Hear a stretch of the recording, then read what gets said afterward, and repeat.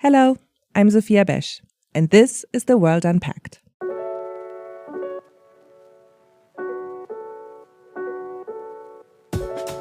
NATO's 75th anniversary summit is coming up in Washington, D.C. next month. With the war in Ukraine ongoing, Kyiv has sought to join NATO for a while now. But the alliance has been reluctant to grant official membership, which led to a tense summit last year. So this time around, the US government and its allies have been working hard to identify summit deliverables beyond Ukraine's NATO membership. Still, it's difficult to picture a summit where Ukraine's future will not be the number one agenda item.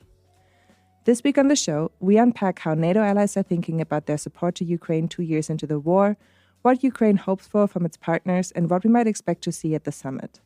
What will the alliance be able to deliver for Ukraine short of official NATO membership? And what should we look out for in the months following the meeting in Washington, D.C.?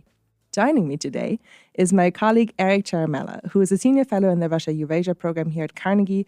Eric worked in intelligence for 12 years and served on the National Security Council staff as director for Ukraine and acting senior director for Europe and Russia. He's published widely and with great policy impact on Ukraine's future in Euro-Atlantic security, and his expertise makes him a great person to help us think through the upcoming NATO summit and what it might mean for Ukraine. Eric, welcome. Thanks, Sophia. Great to be with you. So, Eric, let's start out with, I think, just a brief look at the balance on the battlefield in Ukraine. 2024 has arguably been the most difficult year for Ukraine yet, with Russia and the initiative and Ukraine trying to hold it off to incremental gains. A few months ago, after months of debate and delays, Congress has passed its $61 billion aid package to Ukraine. The hope was that this supplemental might buy Ukraine time to rebuild its combat strength. Ukraine has also made some changes to its mobilization laws to tackle its manpower challenges. As we are approaching the summit, how would you characterize the situation on the battlefield now? So I think overall the situation is stabilizing after this period of really incredible vulnerability on the Ukrainian side. My colleague and teammates, Mike Kaufman and Dara Masako, had a piece earlier this year where they identified really three areas of vulnerability for the Ukrainians, and it was manpower, fortifications, and munitions. And I think over the past 6 months, we've seen the trend line moving in Ukraine's favor on all three fronts. As you mentioned, the Ukrainian government passed changes to the mobilization law that will help fix some of their manpower shortages. What I'm hearing from sources on the ground is that there are new recruits coming into the pipeline, and so some of the, again, manpower deficits are being slowly corrected. On fortifications, the Ukrainians were really lagging behind. Of course, the Russians made a decision to start digging trenches and constructing fortifications back in the fall of 2022 after Ukraine's lightning offensive around Kharkiv and the liberation of Kherson. Ukraine, during 2023 really focused on trying to go on the offensive and didn't want to, understandably, build fortifications because they expected, to be able to liberate more of their territory. And when that counteroffensive failed to deliver in, fall, winter of 2023, the Ukrainians started to make this strategic recalibration and started to dig in. And then the final issue, as you mentioned, was the munition shortages, and that was driven in large part by Congress's 6-month delay in passing the aid package. And so once that package was approved by Congress in mid-April and signed by the president, it took several weeks, but munitions are starting to arrive at the front, and Russia's relative advantage in artillery ammunition, which was extremely lopsided in March and April, is starting to diminish. That being said, there's still really significant areas of concern on the Ukrainian side. So the Ukrainian army did manage to beat back this little offensive that the Russians launched near Kharkiv in May, stabilize the front over there, but they're under pressure in other areas, particularly around Donetsk, because the Ukrainian army was forced to kind of reorient and pull troops from the Donetsk area to backstop in Kharkiv. And the other main issue that can't be ignored is the state of the electricity grid. Starting in March, Russia really launched a sustained campaign of air and missile strikes against Ukraine's energy grid, taking offline most of Ukraine's non-nuclear power generation. And if you read, daily Ukrainian press, you see, blackouts in most Ukrainian cities and real challenges, in keeping the lights on in residential areas and so on. So that's a that's a huge problem that needs to be fixed before the winter heating season. Yeah, thank you. That's a great overview. And I think, as you say, the situation is stabilizing, but the challenges remain really urgent. And that is one part of the context in which the summit will take place. The other aspect, and I mentioned this in the introduction already, is that this summit is very much taking place in the shadow of last year's summit. When it comes to deliverables for Ukraine and Ukraine's membership in NATO, we had a really contentious debate over that last year. Can you just briefly recap what happened then? What were your main takeaways on how the alliance handled the membership question last year? Yeah, I mean, in talking to European and American officials, the constant refrain I've heard ahead of Washington is no repeat of Vilnius.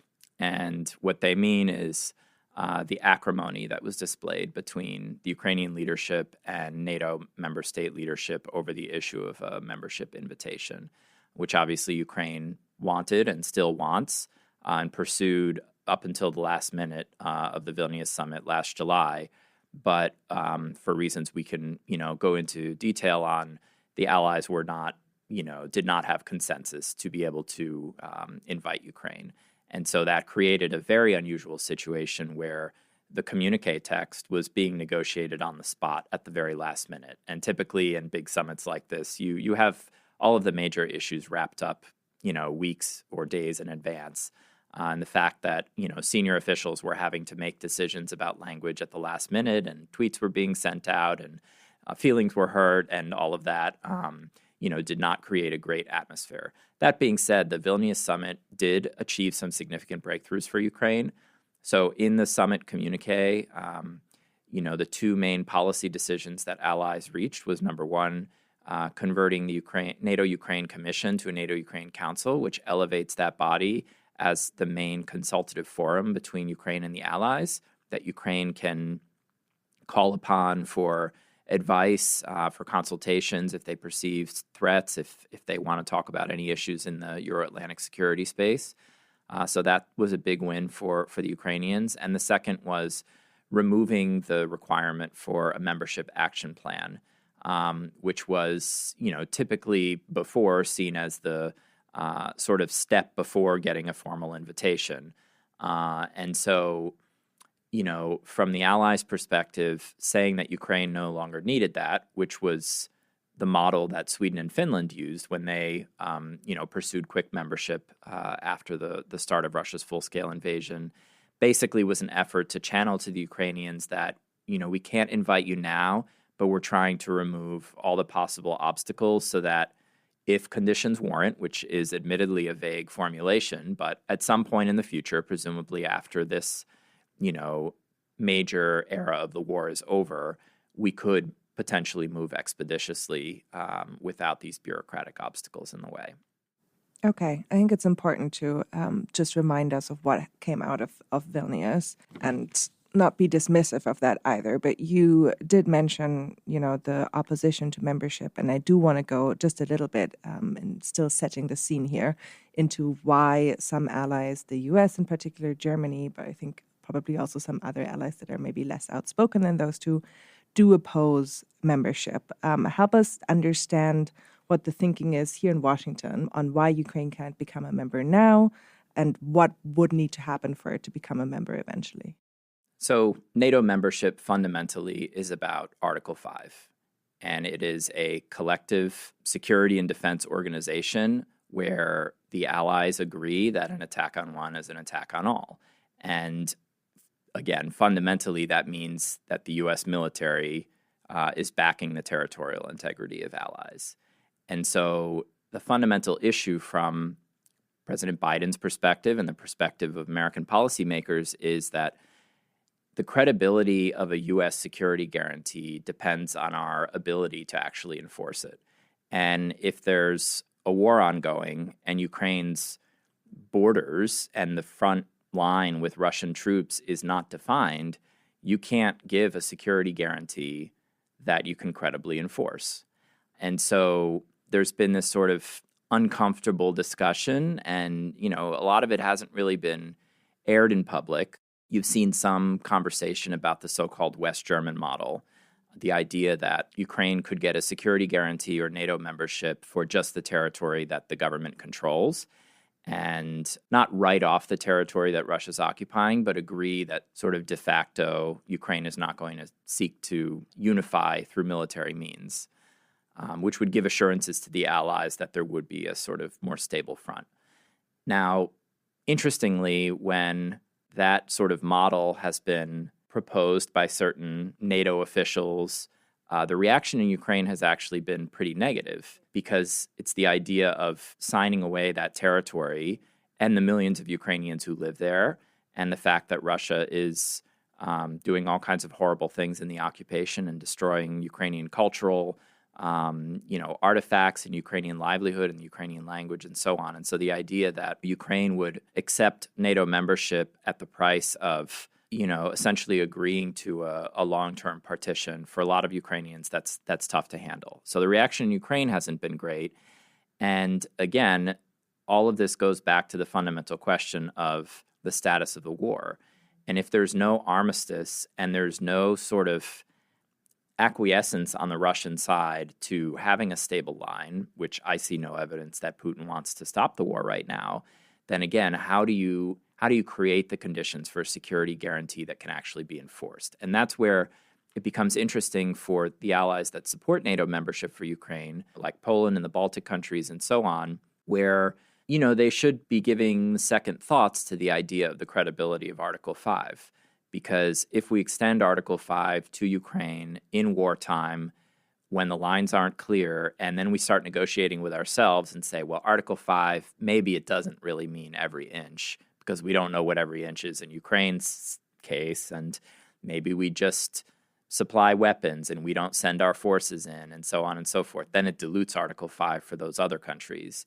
And so we really kind of need a solution on the war before we can really credibly consider a security guarantee. And I think that's the main objection on the American side. Yeah, thank you so much, Eric, for laying that out. As a European myself, that last argument has always been particularly potent to me, the interest of protecting Article 5 and what it means, which right now is an incredibly potent article because it hasn't been tested in Ukraine. Help us understand, though, how Ukraine is thinking about this upcoming summit. You mentioned some tweets that were launched after Vilnius last year, some disappointed expectations.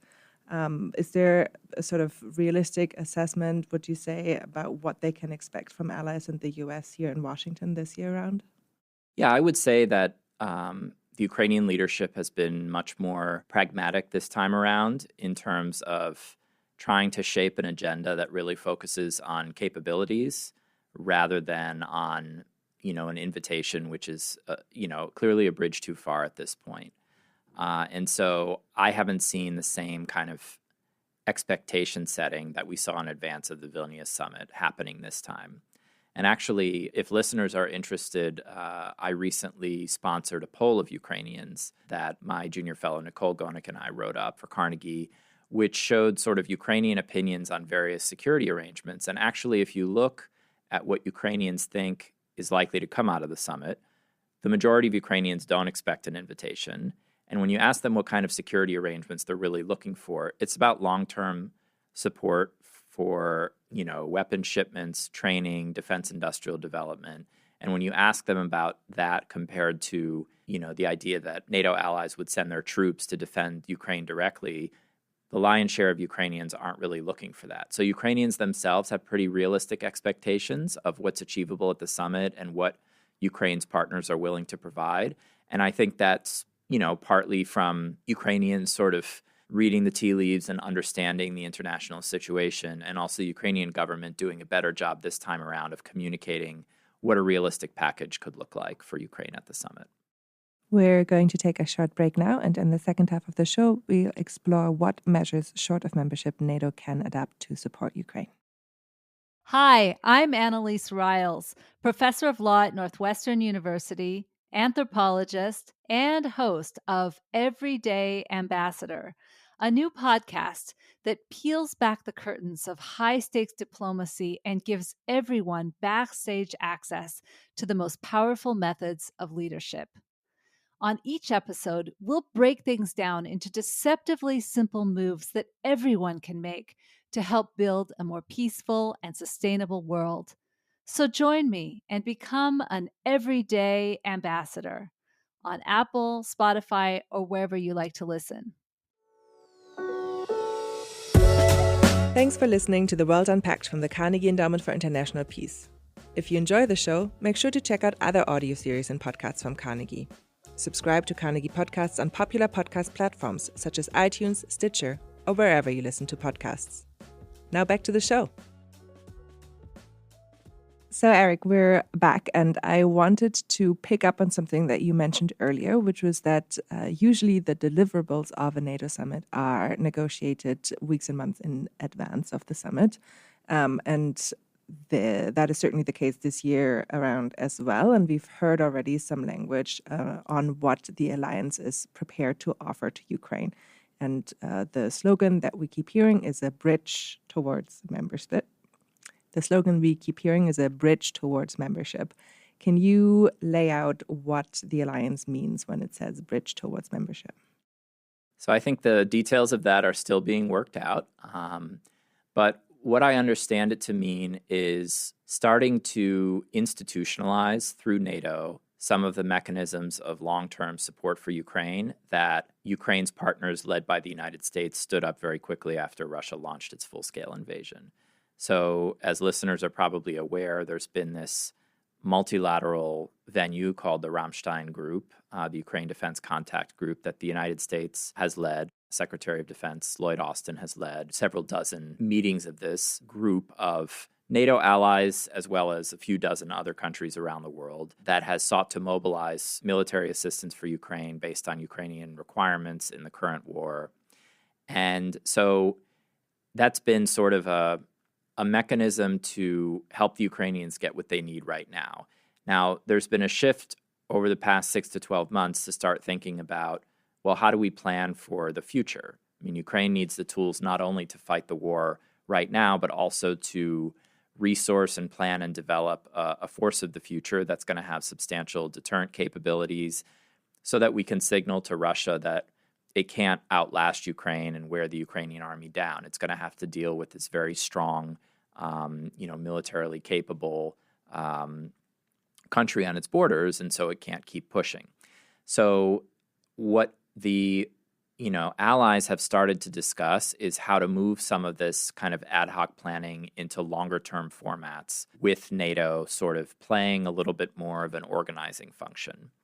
That also applies to the training, where there's been a lot of different efforts, U.S.-led, EU training mission, all of that, to again help the Ukrainians with technical proficiency. And again, allies are looking at ways to move that more under kind of NATO, maybe not command right away, but NATO auspices, so that NATO has some role through its institutional staff of being able to coordinate this. Now, the details are still being worked out of what that will look like, but I think it's a way to kind of, I would say, future-proof the aid so that it's put into a more predictable and sustainable policy framework. I don't want to say put it on autopilot, because nobody wants a policy that's completely on autopilot, but it insulates it from some of the political dynamics and uncertainties that you see in major Western countries. I mean, France is about to go through big elections.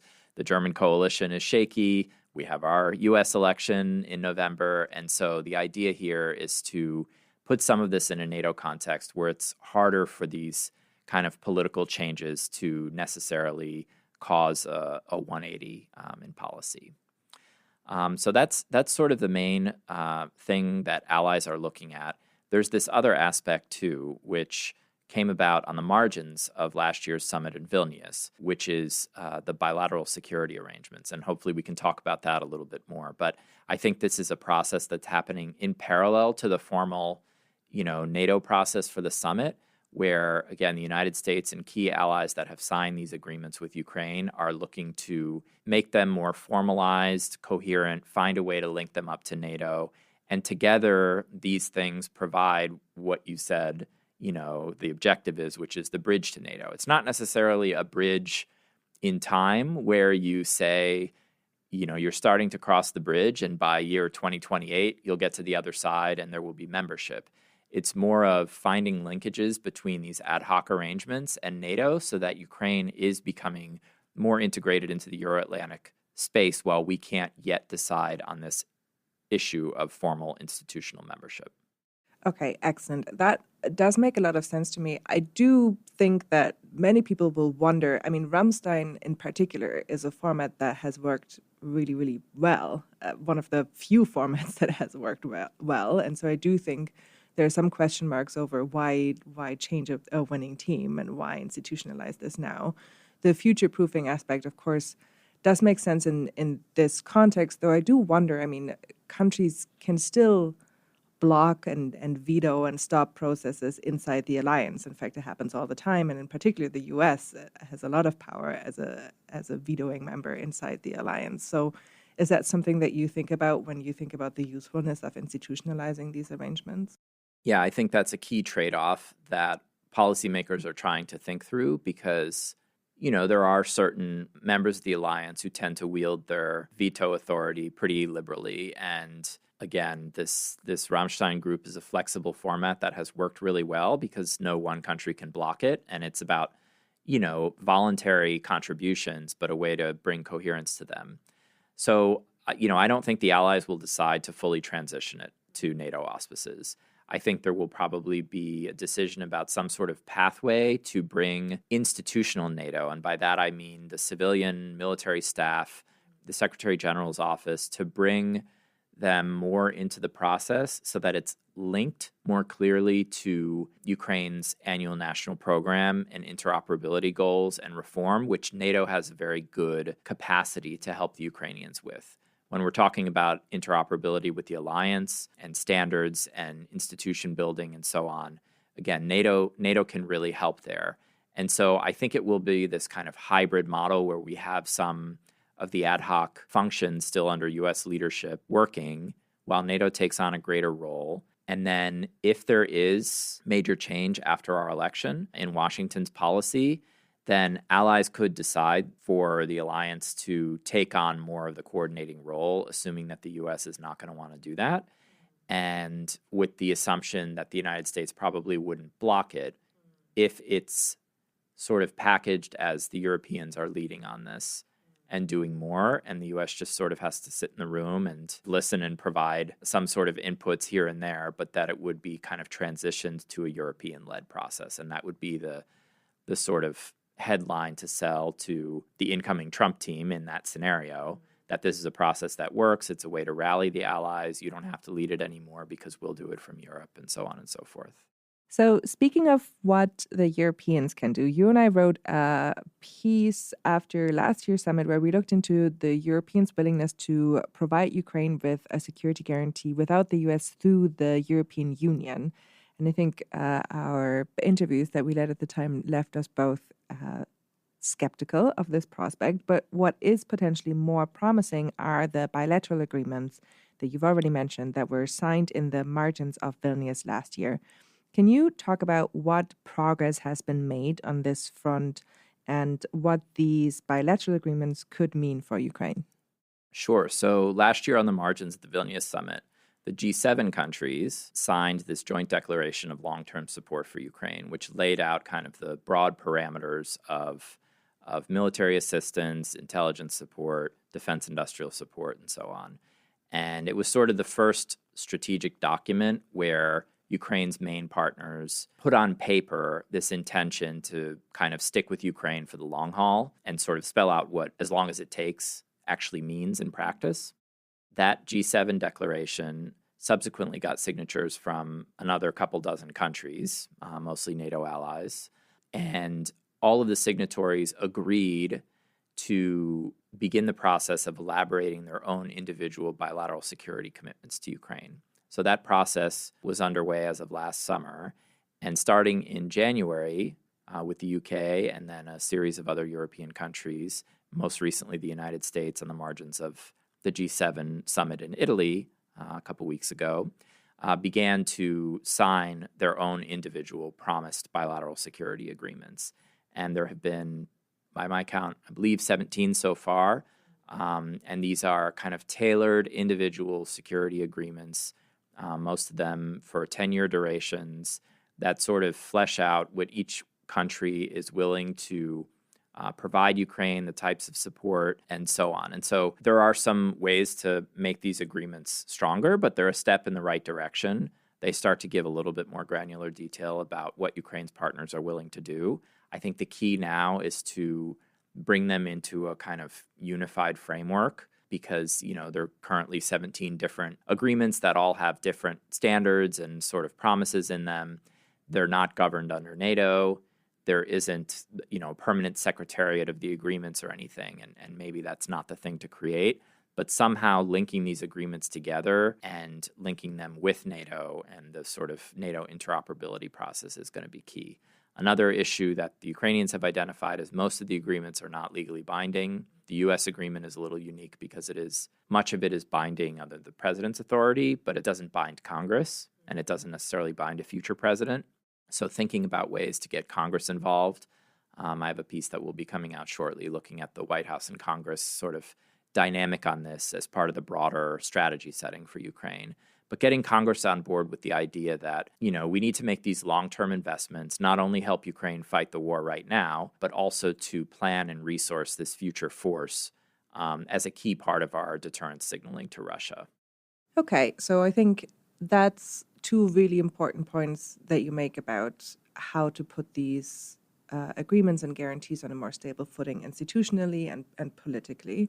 But I do want to drill down a little bit more and just help our listeners understand what these agreements mean concretely for Ukraine and for the outlook on the battlefield. Can you maybe give some examples of what is in some of these bilateral agreements that actually helped Ukraine now?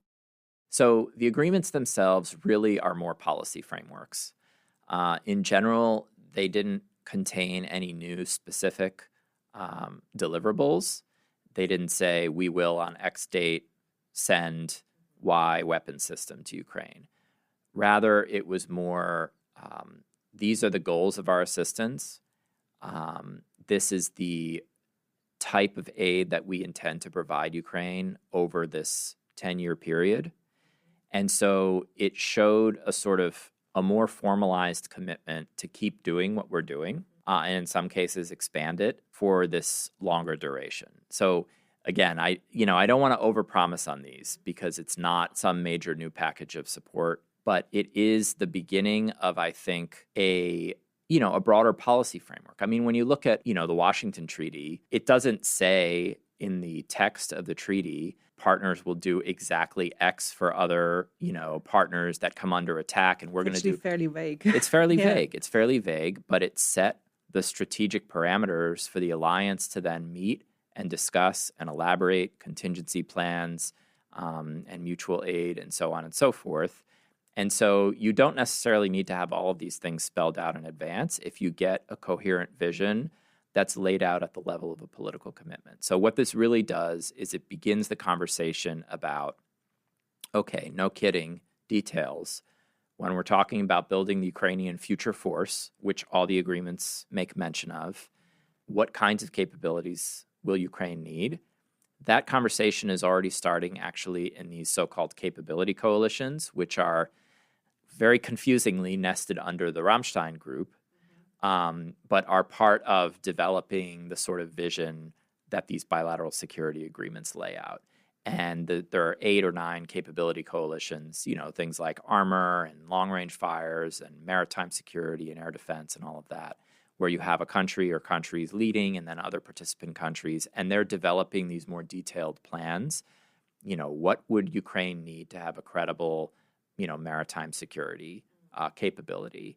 What procurement decisions need to be made now? How does the force need to be rationalized? I mean, a lot of people talk about this zoo of equipment where Ukraine is operating 13 different types of artillery systems, and really strategic decisions need to be made now about winnowing this down, interoperability, and winnowing it down to just a few capabilities. That's going to require some political jockeying and wrangling between the allies because obviously the French would love to get those contracts. The U.S. would love to get those contracts because these are going to be lucrative, multi-billion-dollar, multi-year contracts for Ukrainian capabilities. And so there's going to have to be some sort of negotiation there. And again, it's all in the service of helping Ukraine have a more sustainable force over the long term, sustainable, capable, rationalized force. So I think that's where these agreements fit in. Again, this is no silver bullet. It's not a security guarantee. None of these agreements commit the signatories to coming to Ukraine's aid. They reflect a commitment to consult and to determine next measures as appropriate. But even though some, in the Ukrainian leadership have tried to portray them as guarantees, they fall short of that, and deliberately so. Okay, well, I'm glad you brought up the capability coalitions. That was on my list of things I wanted to talk to you about, and I'm glad that you point out the difficulties. I mean, it's been difficult for decades to try and rationalize and integrate the European armaments market. But if there ever was a good reason to do so now, I think Ukraine is it. And thank you also for just giving some more context on these agreements. I mean, what I take from what you're saying is that they're about signaling. They're about signaling, much like the Washington Treaty, to domestic audiences. And in that context, it'd be useful if they were legally binding, signaling to Ukraine about long-term commitments, but also maybe signaling to Russia, right? Definitely. Yeah, I mean, you're signaling multiple audiences at once. And the whole point is to show that there is staying power in the West's support for Ukraine. Mm-hmm. So there is a question here about how to communicate these commitments at home to voters and their representatives. I mean, here in the U.S., the Republican National Convention is set to begin on July 15, just days after the conclusion of the summit. And the Republican Party has undergone considerable infighting regarding U.S. aid to Ukraine. I think voters more broadly, though, question what the U.S.'s allies get out of supporting Ukraine. They look at what they see as a lack of breakthroughs on the battlefield and question if what NATO is doing is essentially funding a stalemate in Ukraine. So how do you expect these political dynamics to shape Washington's approach to the summit? And how do you think U.S. politicians should frame their support of Ukraine and counter this idea of funding a stalemate?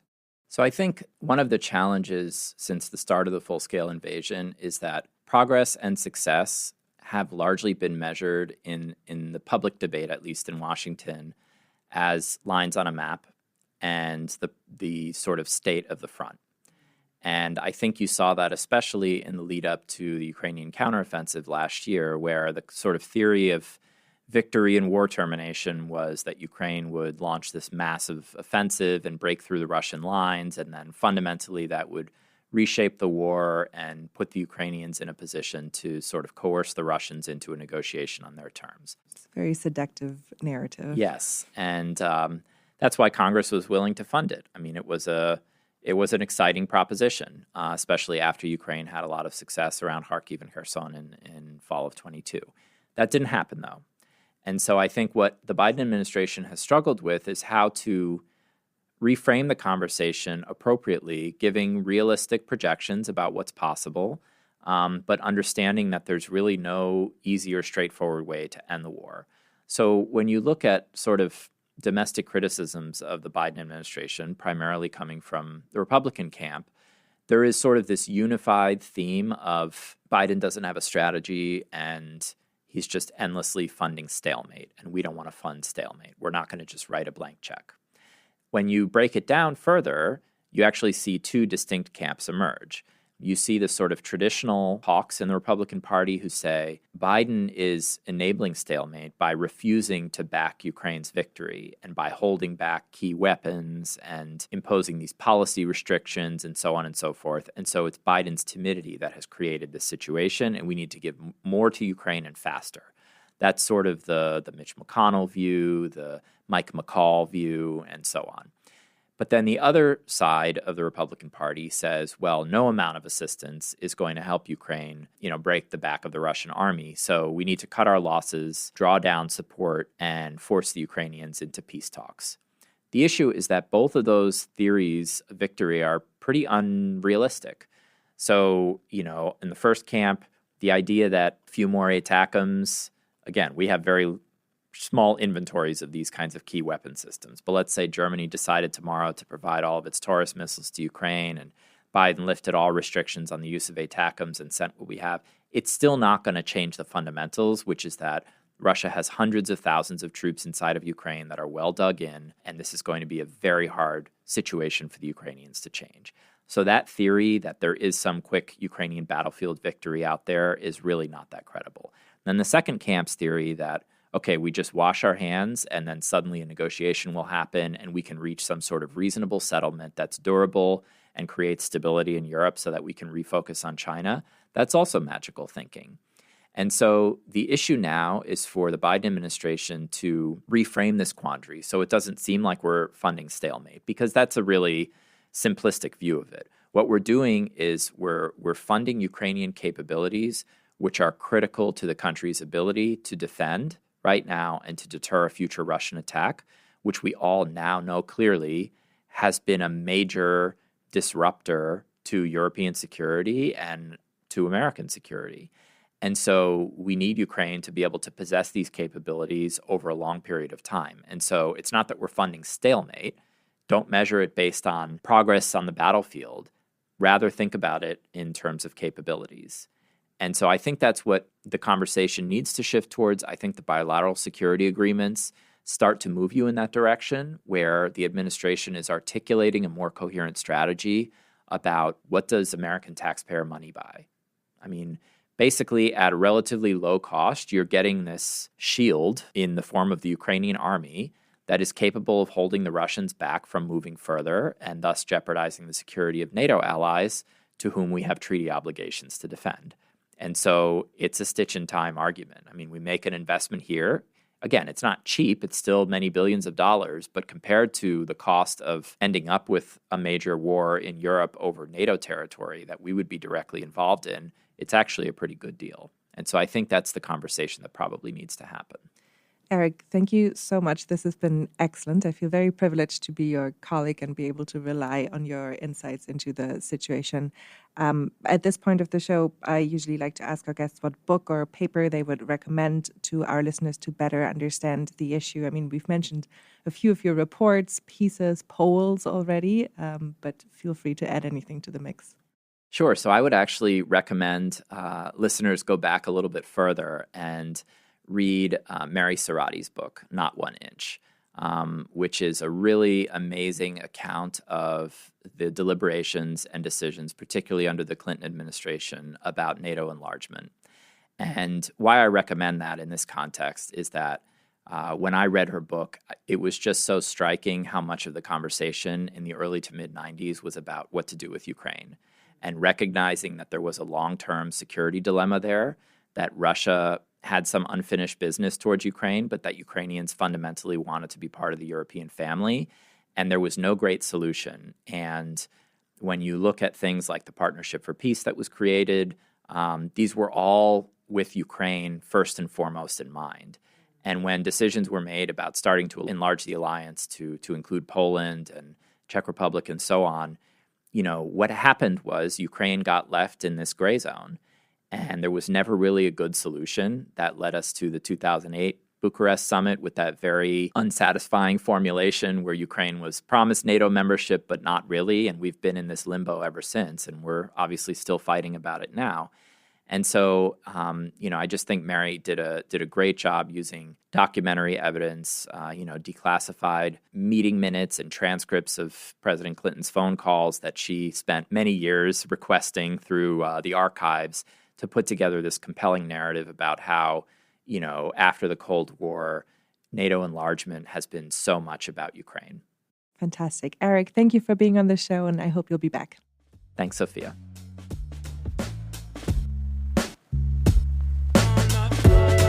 You have been listening to The World Unpacked, an audio production of the Carnegie Endowment for International Peace. Views expressed are those of the host and guest panelists and not necessarily those of the Carnegie Endowment for International Peace. Subscribe to Carnegie podcasts on popular podcast platforms such as iTunes, Stitcher, or wherever you listen to podcasts. Learn more at thecarnegieendowment.org. Tim Martin is our audio engineer, Mira Varghese produces the show, and Clarissa Guerrero is our executive producer. I'm Sophia Besch. Thanks for listening.